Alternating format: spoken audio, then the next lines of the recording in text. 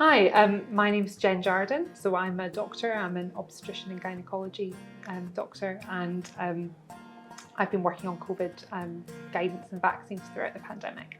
Nice. Hi, I'm Gabrielle. I'm a children and young people's health advocate, and I've been trying to make sure that children's and young people's voices have been heard throughout the pandemic as well. So from your perspective, is the vaccine safe? Yes, I think in the last 18 months, there's been an absolutely amazing effort by lots of different independent research groups to make a vaccine and to roll it out. And we now know not only from trials that have been designed actually often in advance of the pandemic and then executed well, but also from real world data of safety that the vaccines that are available for COVID are very safe. Mm-hmm.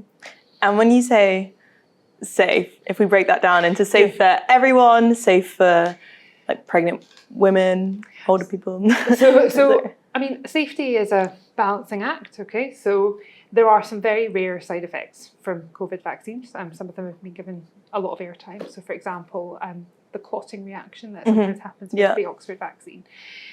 That has to be weighed up against the risk of COVID.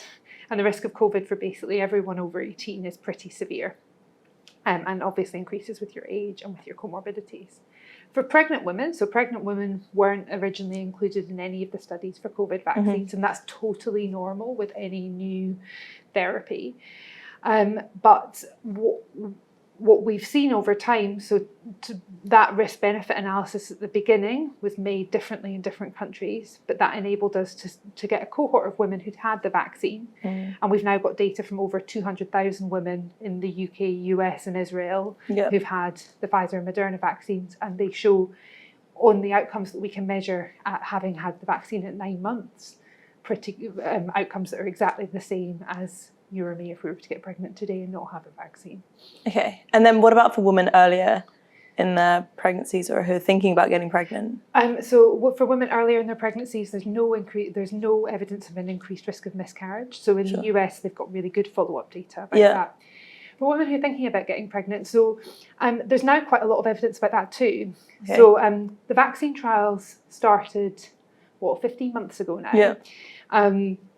And there were a number of women who became pregnant in those trials, although the way in which trials are governed meant that they were asked not to get pregnant. Those women got pregnant at the same rate that women generally get pregnant in trials where they're told not to get pregnant. And nothing serious happened in those pregnancies. There's also quite a lot of smaller studies looking at IVF pregnancies. And in women who have IVF after vaccination, so that's the bit that people are really interested in about fertility. There's no difference in how successful their IVF is, how good the eggs look, how good the embryos look. So all the kind of scientific measures are the same in women who are vaccinated compared to those who aren't. So that's pretty reassuring. Yeah, that's really reassuring. And then you've said a few times that we exclude pregnant women from studies. Could you just say a bit more about why we do that? Because I guess so we do that basically in all trials that's done. It's done for a number of different reasons. Number one, in anything that's not known to be safe in a non-pregnant population, testing it in a pregnant population is felt to be unethical. Number two, pregnancy is a massively physiological variant type. So everything about your body changes at every stage of pregnancy. And it's often just impractical to include those women in the same way as... So I was a participant in the AstraZeneca trial, but my husband wasn't eligible because he had type 1 diabetes. So he wasn't eligible because he has an autoimmune condition. And there are lots of things that exclude people from trials. But pregnancy is a really common one. A big one, And you said that women get pregnant at the same rates. What about for people that are earlier on? Do we know anything about how it affects your fertility throughout your life or for the future? So we don't know that, but we can't see. But there's really no way in which it could. The vaccine kind of stays in your body for a few days at the most. So there's no plausible way that it would change your fertility over time, and nothing similar has ever been seen in any other vaccines that have been used to prevent any other illness. Sure. And then in women that already have long-term conditions. So I had lived with a few long-term conditions, and I did some work in Northwest London where we spoke to everyone around to see why they didn't want the vaccine. And most of their concerns were either fertility or that they had a long-term condition. They hadn't really heard about it specifically. So if they already had something that affected their fertility, then the vaccine, that was like an extra concern.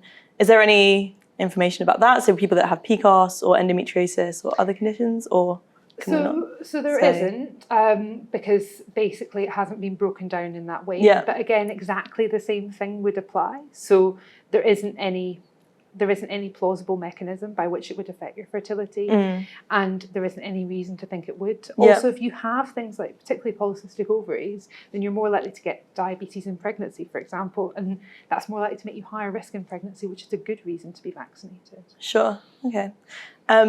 And then I've also heard things about the vaccine affecting your menstrual cycle. So not for women who are pregnant, but for normal women. And when I had my 2 vaccines, I definitely noticed a change. What do we know about that? What changes or why it changes? So this is actually really difficult to study. Okay.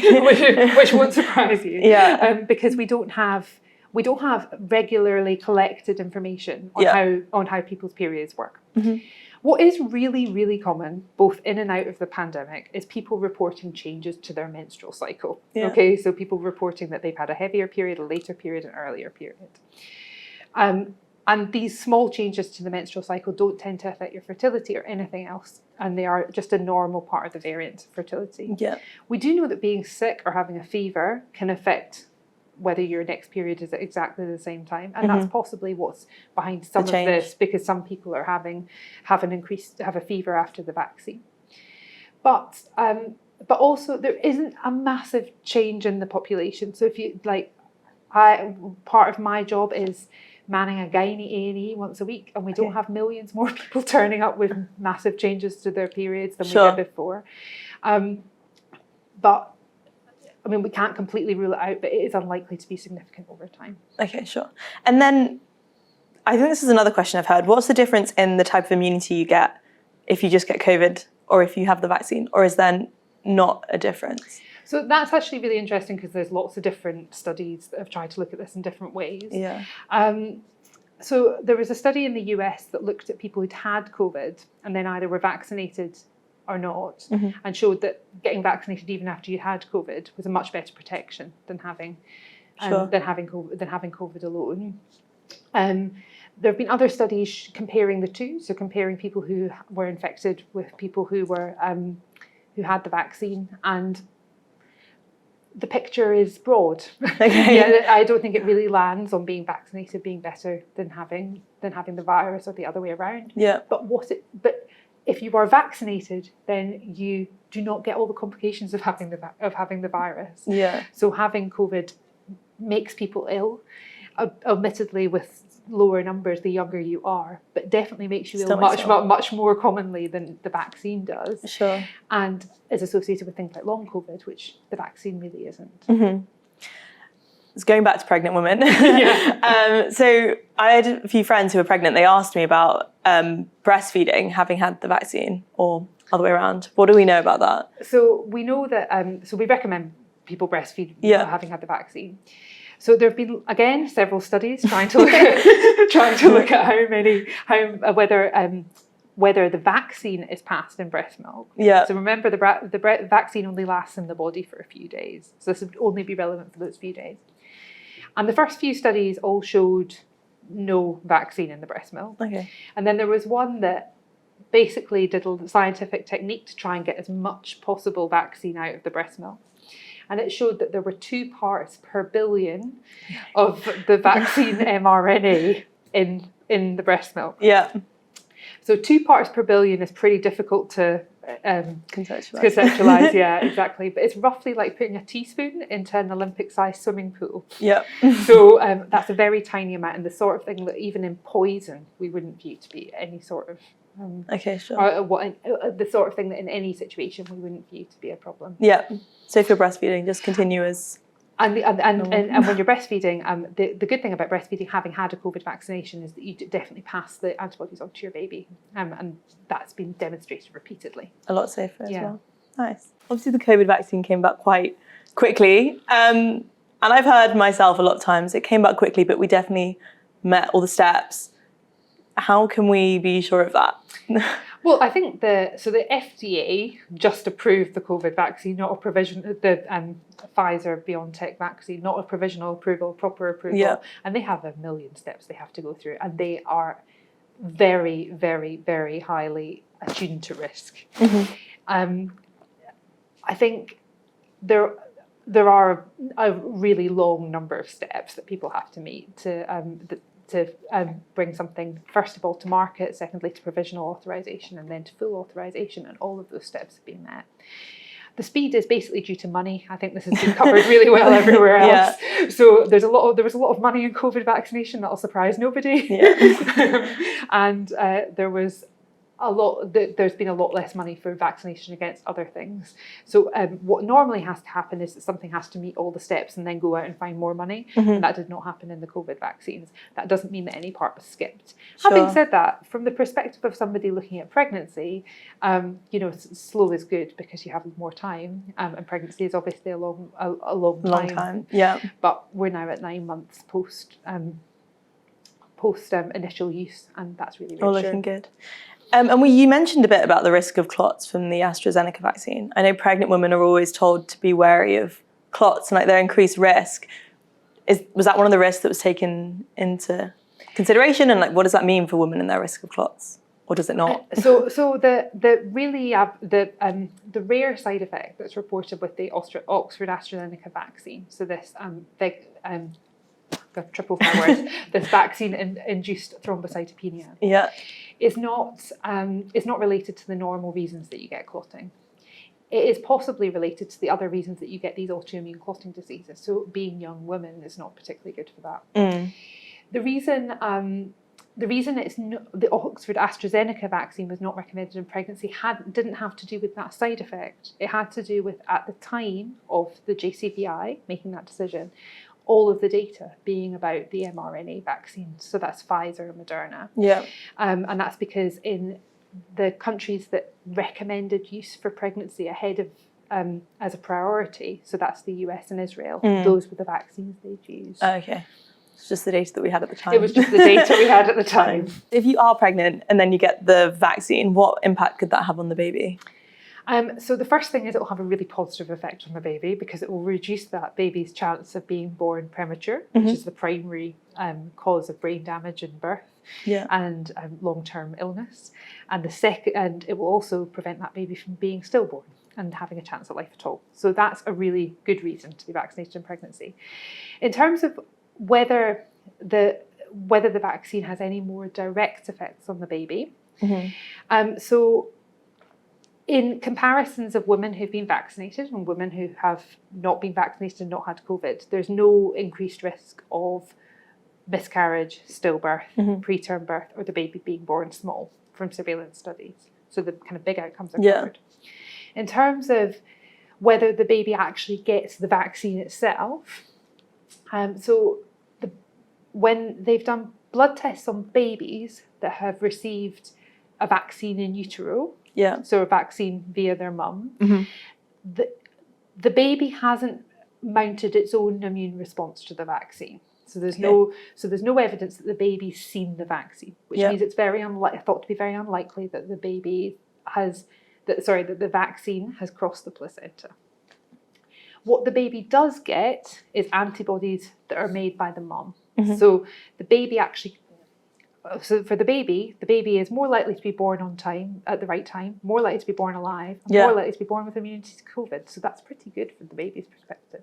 And what about any other changes in the baby? So like its weight, its size, do we know anything about that? So we know that the weight and size is roughly comparable to unvaccinated women who didn't have COVID, so pretty much normal. We also know from flu, which is ultimately not that dissimilar in illness, that babies who were born to vaccinated mothers during flu pandemics were heavier than babies that were born to mothers who were unvaccinated during flu pandemics, which I find personally quite reassuring. Yeah, big healthy babies. Yeah. So what are the risks of COVID-19 in pregnant women versus other women? So you're no more likely to get COVID if you're pregnant. Okay. But at the end of pregnancy, you might be more likely to get unwell. And the consequences of being unwell in pregnancy are different to those of a non-pregnant woman. So if you become really unwell when you're pregnant, particularly when you're heavily pregnant, so kind of beyond 24 to 28 weeks, that has consequences for your baby. Particularly in terms of, it's not as easy to help you breathe if you've got a baby stuck in there. Yeah. So the baby might need to be born to help you get better. So the baby's at increased risk of preterm birth. But also the fact that you're unwell includes all of your other organs, including the placenta, so the organ that's supplying the baby. Yeah. And we've seen in studies looking at placentas, and then in studies looking at what's happened to women who've had given birth when they've had COVID, that can lead to stillbirth, so can lead to the baby sadly dying. So if the risks are so much greater for pregnant women, how can we haven't prioritised their vaccination? So that's a really good question. So it's essentially been a lot of caution over time. So this choice was made differently in different countries. In the UK, it was felt that we didn't have enough data early on to promote vaccination to pregnant women. And we've waited to a certain extent until there is a lot of data from the places that did prioritise vaccination to pregnant women, so the US and Israel, to be really confident in offering it to pregnant women. And actually, it's entirely possible that that has paid off because we now have higher uptake among pregnant women than the US does. So obviously a lot of women who are trying to get pregnant or thinking of, or who are pregnant, will still be nervous. What would you say to them? So I think it's a really difficult time to be pregnant or to be thinking about being pregnant because you've got all this uncertainty, haven't you? Like, and the last 18 months has not been covered in glory for being pregnant or giving birth. I don't think it's been a particularly nice maternity leave for anybody. But unfortunately, we're in this situation where COVID is everywhere. And you have a choice between being vaccinated and not being vaccinated. You do not have the choice of not being vaccinated and not being exposed to COVID, which would obviously be the ideal choice. The vaccines have now been around for quite a long time. So the trials started, like I say, in June 2020. There's really good evidence of safety. There's really good evidence. And if you take the risks of COVID versus the risks of vaccination, so COVID doubles your risk of stillbirth, 2 to 3 times increased risk of preterm birth. And the long-term effects we don't know about. And it is a horrible disease that causes inflammation all over your body and really causes a lot of problems. Vaccine in your body for a couple of days, in lots of women, no increased risk of any of those outcomes that I've just mentioned, no increased risk of miscarriage, and no plausible reason for it to cause any long-term effects. You can't protect yourself from COVID because 1 in 100 women in 2020 who were pregnant were admitted to hospital with COVID, so actually had quite serious COVID. And that's probably going to be higher this year because the number of cases is higher. So really, given that choice, and that's the only choice you've got, I don't want to pick COVID. I think picking the vaccination is pretty straightforward. And for women who are thinking of getting pregnant, who would you say, if they have concerns, they could discuss this with? Or I think if they're worried about being vaccinated, I think the best people to discuss it with are their GPs. I do appreciate it's really difficult to get hold of GPs at the moment, and that's understandable because it's a very difficult time for the health service. But GPs are a really good source of information. And also, if you turn up to vaccination centres, there should be someone who is able to discuss this with you. It's not committing to having a vaccine to make a vaccination appointment. Okay. Oh, that's really helpful to know. I didn't know that. Thank you so much for explaining all that to me. That was really helpful, and I think resolved a lot of the questions that I had. Well, thank you very much for asking the questions. No worries.